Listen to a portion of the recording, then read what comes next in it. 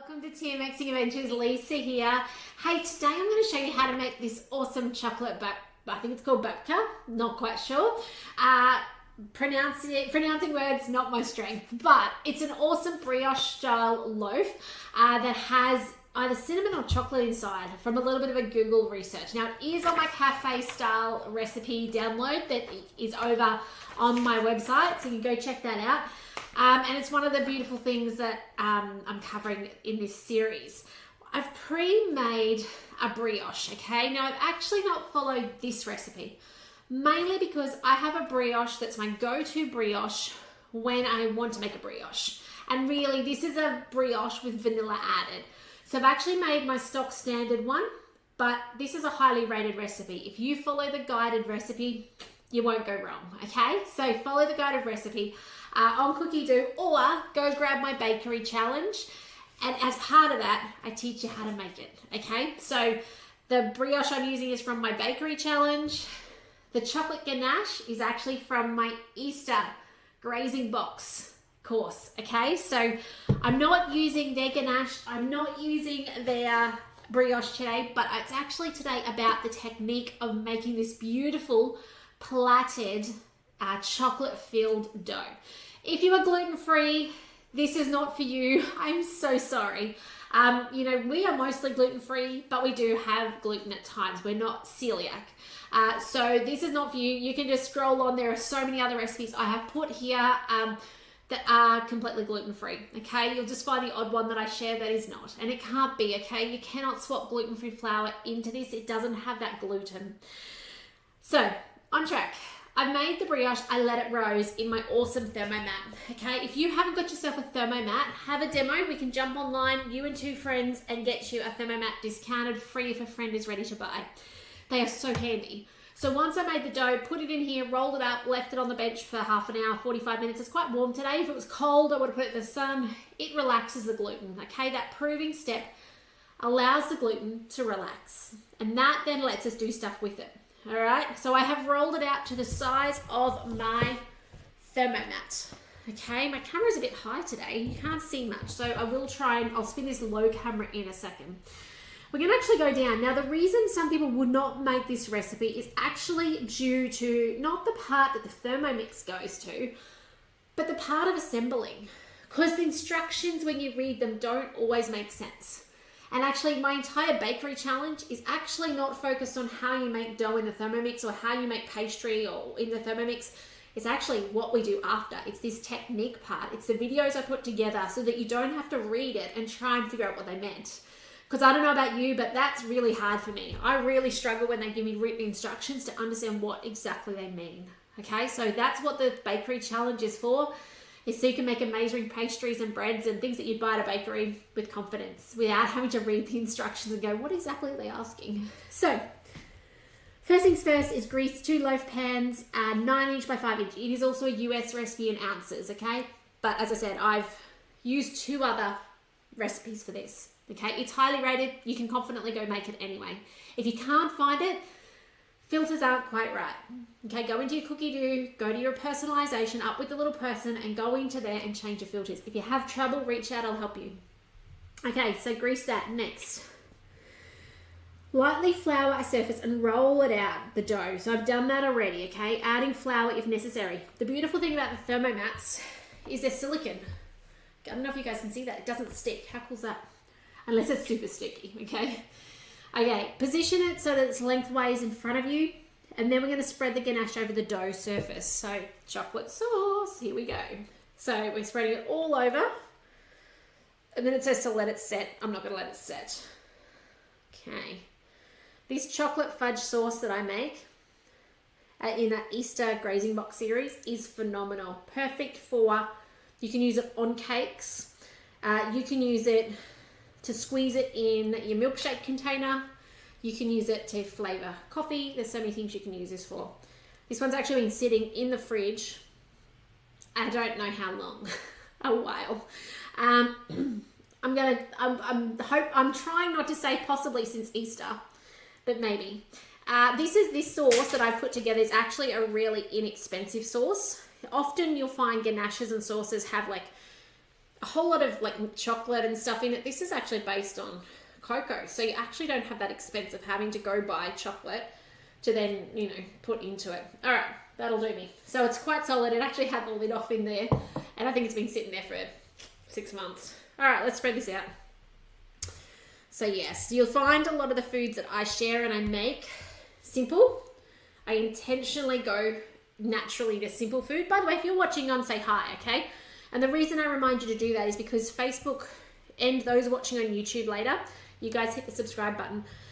But if you don't interact, they don't think you actually want this content in your newsfeed, and they'll stop feeding it to you. Simple as that, okay? Social media is like that. The more you look at something, the more you get it. The less you look at it, the less they show it to you. So please make sure you interact. Hit the like button, say hi. Tell me if you've made it before. Tell me if you've, you know, if this gives you the confidence to give it a go, and you can give it a go. Say hi, put it in the comments. Yep, I'm going to make this, okay? So, spreading this out. All right. And I have hundreds of videos on Facebook and on YouTube. So if you are lacking inspiration for your Thermomix, just go scrolling, okay? I've been doing these videos most days of the week since March 2020. So there's lots of videos to choose from. So many recipe inspirations. Some of the early ones, the quality is a little bit doozy. That was early days of filming and I didn't have the right equipment. So please forgive me when they are a bit of a doozy.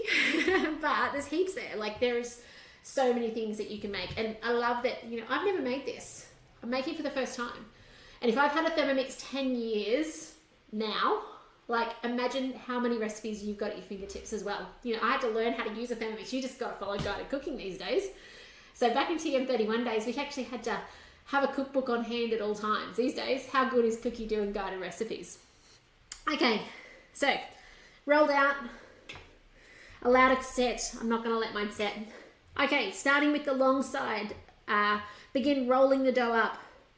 And then you use a sharp knife to divide in half. Now I do love Cookie Do in their little videos.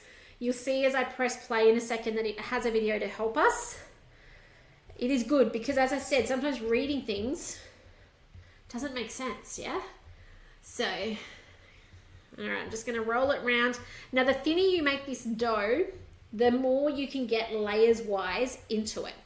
If it's really thick, you're not gonna get as many layers as if you've made a smaller one. What I might do, I'll just quickly show you the video. You can see here they've rolled it. Oh, let's see if my internet can do this. So you can see they're rolling it up. They've had to use a lot of flour. They didn't have a Thermomat. I've got a Thermomat, and I'll show you in a second how easy this is. Rolling it up, I'll fast forward.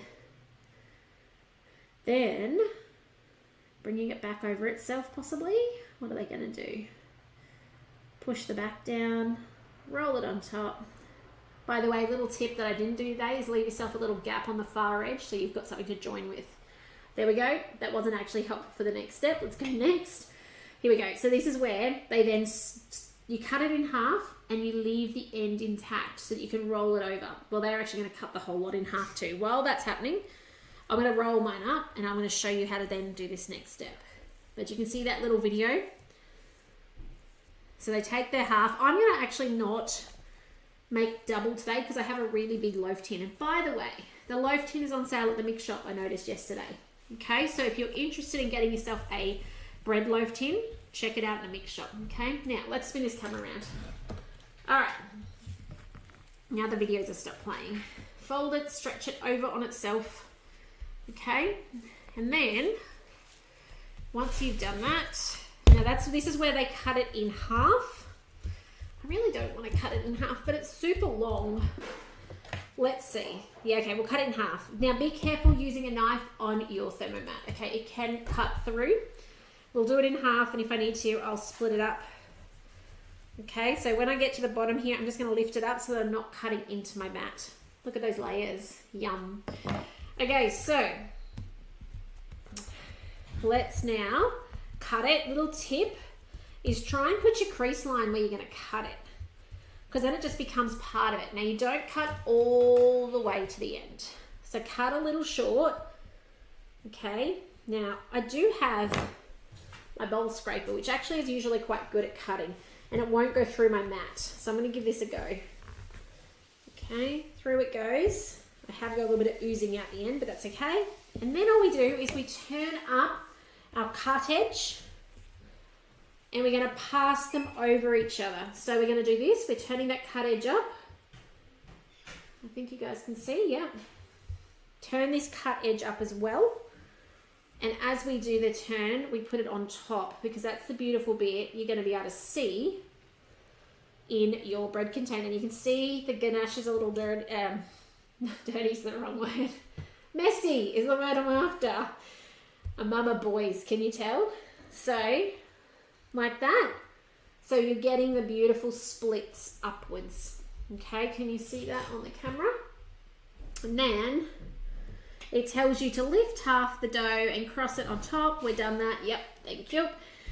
Carefully transfer the bread onto one of the prepared pans and repeat with the remaining dough.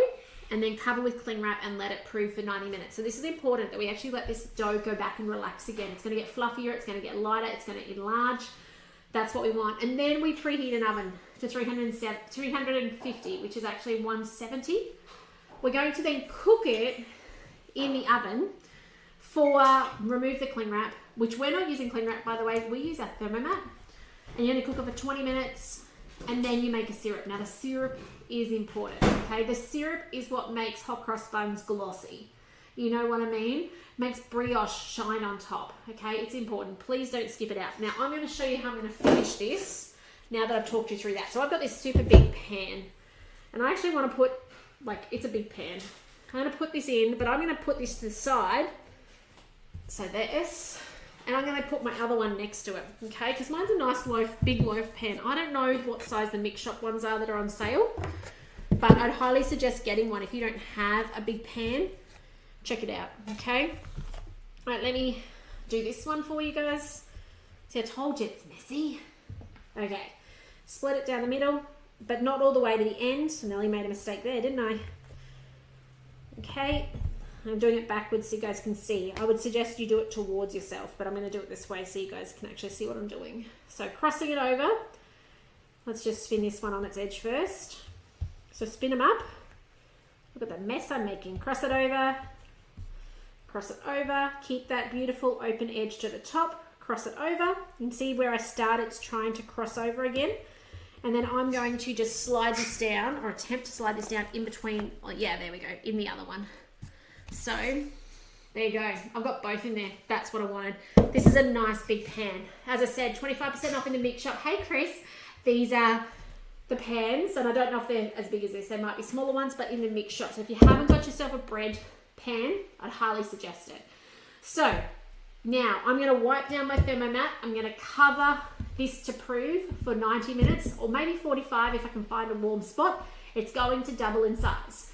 That's the indication that it is ready to go in the preheated oven. So it's at 350 Fahrenheit. That's our 170. Cook it for 20 minutes while you make the syrup. Now, when you get it out of the oven, the syrup is just water and sugar, okay? That's it. It cooks off. When it comes out, get your paintbrush or your, what do they call it, a kitchen brush? Is that what it's called? And brush it while it's hot. Then let it set, get it out of the pan. Remember to remove your breads out of your pans. If you leave bread in the pan, it will sweat and get a really gooey underside, and that's not what you want, okay? You don't want that. It is helpful to let your breads cool completely. If you chop them hot, I know they are delicious, but they dry out because you've exposed the inside and all those fine little bubbles that have made it fluffy. They actually dry out quicker. It's not so bad if you're going to eat the entirety in one sitting, but if you want this to last a few days, have some self-control. Wrap it up in a towel so that it can sweat, dry out, sweat off, and make a beautiful crust. But then try and wait till it cools to cut it, except if you're going to eat it straight away. So that is how you make the awesome chocolate babka straight from cookie dough. As I said, I've used my own brioche, my favorite brioche from my bakery challenge. I've also used my own chocolate sauce, so it didn't have any melted chocolate in it. It was cocoa based from my Easter grazing box.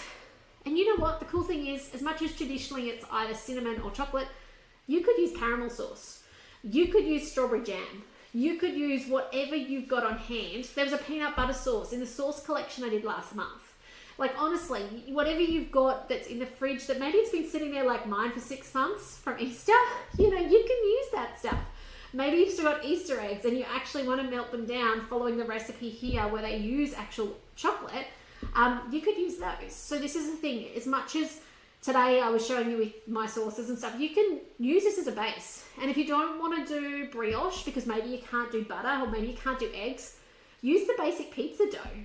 Okay, you now know the techniques to be able to make beautiful layers, plait it together, make it look fancy. So don't feel like you're stuck to brioche and chocolate sauce. Okay, you can make it to whatever you enjoy and your family enjoy. So that's it from me today. Please let me know if I can help you with your Thermomix. If you've got friends and family interested, please remember to let them know the $29 deal is on at the moment. It's a fantastic deal. My memory from 2 years ago came up on Facebook this morning, and it was on 2 years ago at this period of time, okay? So make sure they don't miss out and have to wait to next year to get it. Like, it's a fantastic deal and it will totally change your kitchen. If you're going to refer them to me, I've got something special for you as well. So please do reach out first and let me know to expect them, because I want to be able to honour you in that process as well. So otherwise, hey Jenny, hey Chris, lovely to have you on. Also, so the $29 bowl offer, we've also got a trade up for the TM5 that is ending in a little under 2 weeks. So if you know anyone with a TM5 and they'd like to turn that into a TM6, and TM6 even comes with a second bowl, they're getting a full discount of $695 because it's a Thermomix and a bowl. So yeah, if that's something that is of interest to you or someone you know, please do chase them up and check. Again, send them my way, okay? And also let me know first that you have, so that I can put you into that process as well. But otherwise, have a fantastic day. Give this recipe a go. It's actually quite fancy and it's not hard once you've seen it done. Okay, now if I can help you, reach out. But otherwise, take care. I'll see you tomorrow for some more cafe inspiration to your home. Thanks for saying hi today, those of you that have, and we'll see you tomorrow. Bye for now.